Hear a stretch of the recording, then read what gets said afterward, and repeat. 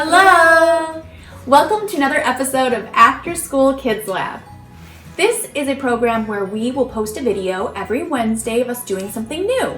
It could be us doing a science experiment, a craft, a skill, or a game. This week we are going to be doing several memory games. Now these are games that are going to strengthen our minds.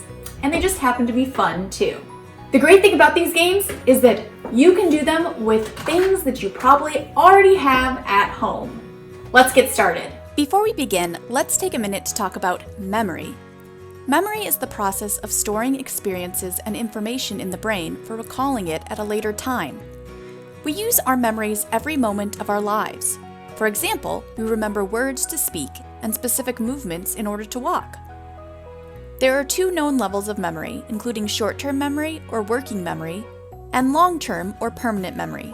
Short-term memory is a way to store information temporarily, like remembering a set of instructions from your teacher at school. Long-term memory is the storage of information for longer periods of time. It takes a lot of practice for information to be stored in your long-term memory. The games we are playing today will focus on improving our short-term memory. Practicing these games improves your ability to accurately store information that can be accessed quickly. Kids with strong working memories can focus on activities and retain information more easily and accurately.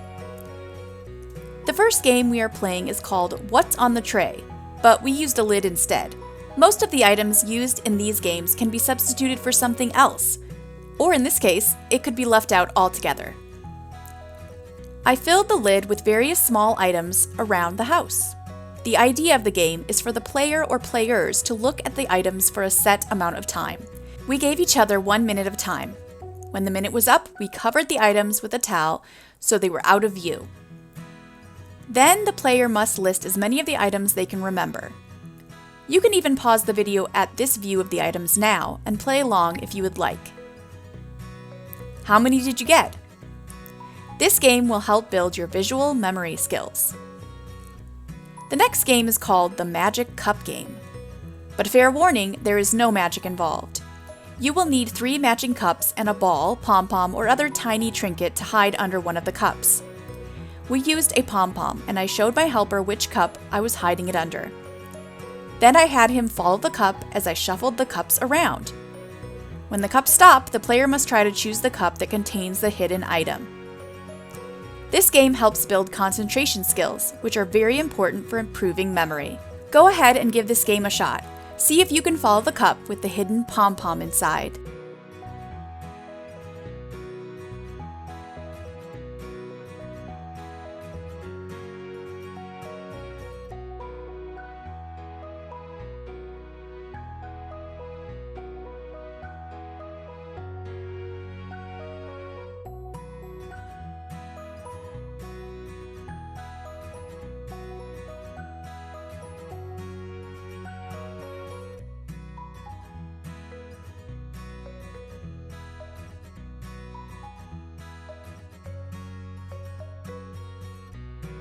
The next game is called I Went to the Moon and I Brought.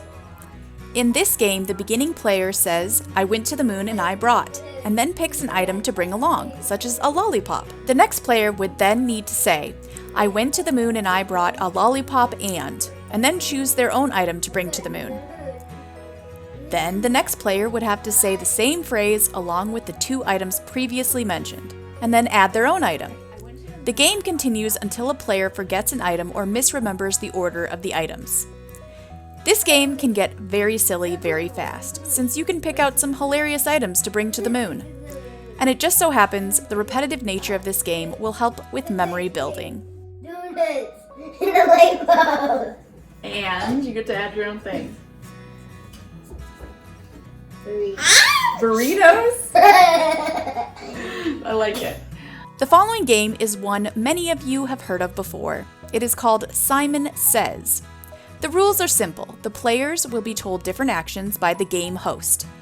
They should only do the actions that are preceded by the phrase Simon Says, such as Simon says pat your head. If Simon Says is not said before the instruction, the player does not do the action, or they are out of the game. This game is good practice for remembering spoken instructions because it requires us to listen carefully and respond correctly, recalling the rules of the game. Simon says, yell, I love mommy! I don't know if that was a yell. I love mommy. Okay. The next game is called In the River on the Bank, and it is deceptively hard. By that, I mean it can seem easy, but it is not. First, you will need to designate an area as the river and another area as the bank. We used a gym mat as the river and the floor as the bank, but you can use just about anything. The rules are simple. The game host will give instructions and the player must do the opposite. Also, the only two instructions that will be given are on the bank and in the river. So, if I said on the bank, the player must move onto the area that was designated as the river. And if I said in the river, the player needs to move to the place that was agreed to be the bank. This seems simple, but it requires us both to process information being told and access our memory very quickly. The player must remember which part of the floor or ground is the river and the bank, as well as remember that they have to reverse the instructions and do the correct action. It's a lot easier to slip up than you think, but this game is fantastic for strengthening our working memory. Last of all, we played the age-old memory card game. You've probably played one of these games before. You have a set of cards with matching pairs included. Then each player takes a turn in which they can turn over 2 cards of their choice, all the while trying to remember what is on the cards after they turn them back over. If they turn over a matching set, it is theirs to keep. The player with the most matching pairs at the end wins. You can play this game with any number of cards. We decided to challenge ourselves and we used our matching alphabet cards, which of course included 26 matching pairs, 1 for each letter in the alphabet. The larger the number of cards, the harder the game is because you have to recall even more locations and cards. So now it's time for me to ask you some questions. After all, this is After School Kids or Ask Lab. So, which game did you like the best?